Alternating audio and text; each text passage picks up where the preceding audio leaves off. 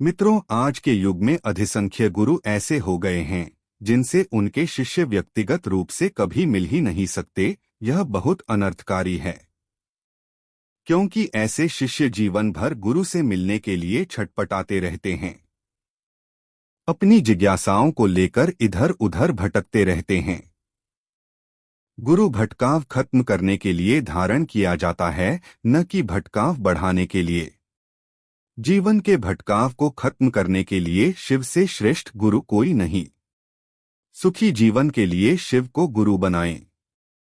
उनसे अपने सवालों के जवाब मांगने, समस्या समाधान, कामना पूर्ति और देवदूतों की सहायता के आग्रह की तकनीक आप भी अपनाएं। सभी अपनों को राम राम। तमाम साधकों ने भगवान शिव को गुरु बनाने की विधि पूछी है। जानना चाहा है कि इसके लिए कहाँ जाएं, किससे मिलें, किसे फॉलो करें। कुछ लोगों ने पूछा है, भगवान शिव को गुरु बनाने से क्या फायदा होगा। भगवान शिव सबके हैं, सब उनके हैं। उन्हें पाने के लिए कहीं जाने की जरूरत नहीं, किसी से मिलने की जरूरत नहीं, किसी को फॉलो करने की जरूरत नहीं, मुझे भी नहीं। शिव शिष्य होने के नाते हम मात्र आपके गुरु भाई गुरु बहन हैं। जो शिव ज्ञान अब तक प्राप्त हुआ है उसके अनुरूप आपको विधि बता रहे हैं, जिससे आप घर बैठे ही भगवान शिव को गुरु बना लेंगे, उन्हें पा लेंगे। उनसे अपने सवालों के जवाब, समस्या समाधान, कामना पूर्ति और देवदूतों की सहायता का आग्रह कर लेंगे। एक सवाल, भगवान शिव को गुरु बनाने की जरूरत क्यों है, इसके लाभ क्या हैं? पहली बात तो यह कि किसी को भी लाभ के लिए गुरु नहीं बनाया जाता, बल्कि गुरु की सकारात्मकता प्राप्त करके लोक परलोक सुधारने के लिए गुरु धारण करने की आवश्यकता होती है। भगवान शिव से अधिक सकारात्मकता कहीं और नहीं। गुरु रूप में उन्हें धारण करके इस लोक के सुखों को भोगते हुए मोक्ष तक पहुंचना आसान है। एक सवाल, भगवान शिव को गुरु बनाने की जरूरत क्यों है, इसके लाभ क्या हैं?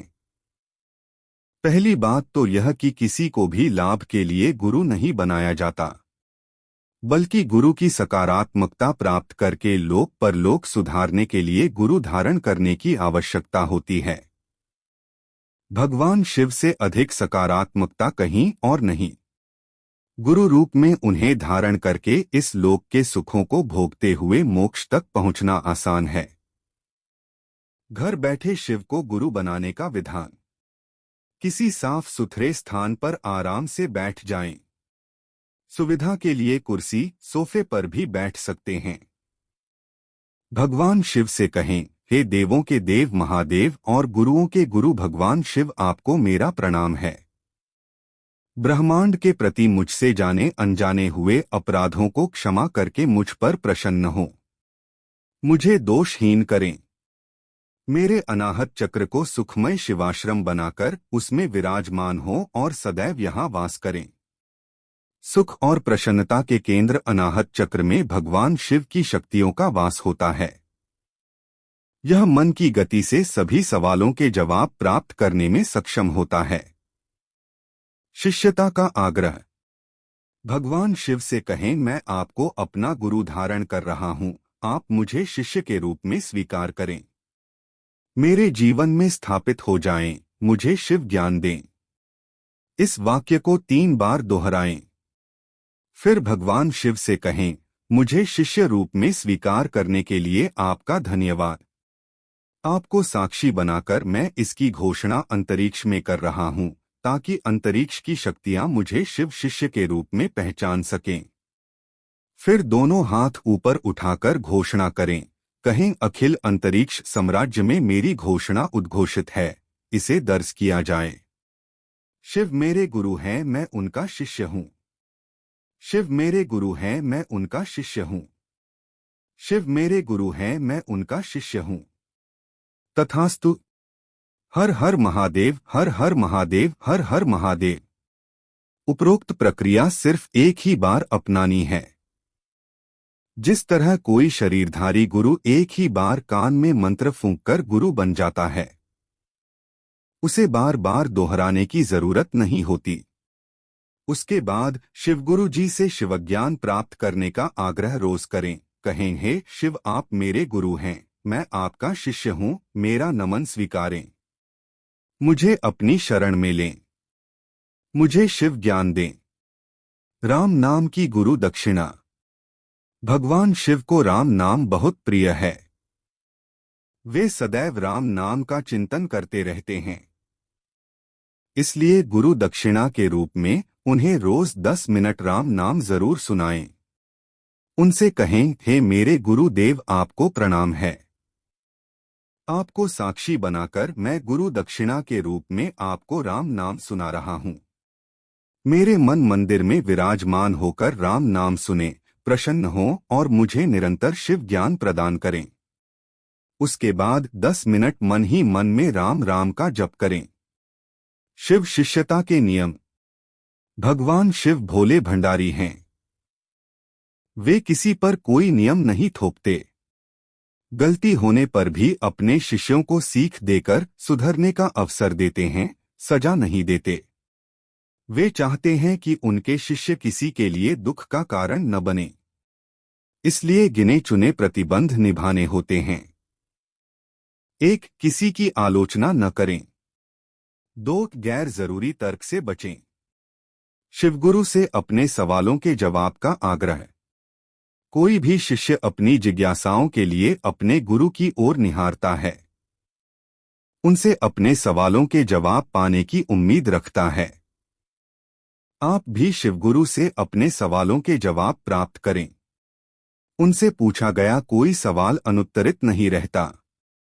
उचित समय पर परोक्ष या अपरोक्ष रूप से हर सवाल का जवाब मिल ही जाता है। अनाहत चक्र मन की गति से काम करता है।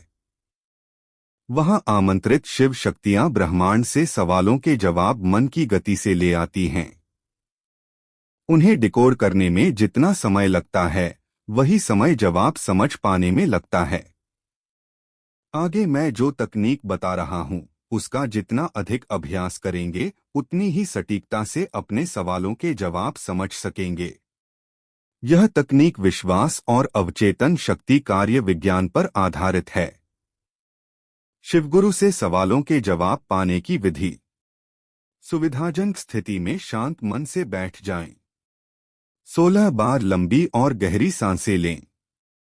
फिर शिवगुरु से अपने जवाब का आग्रह करें। कहें, हे शिव, आप मेरे गुरु हैं, मैं आपका शिष्य हूं, मेरा नमन स्वीकारें। मुझे अपनी शरण में लें। मुझे शिव ज्ञान दें।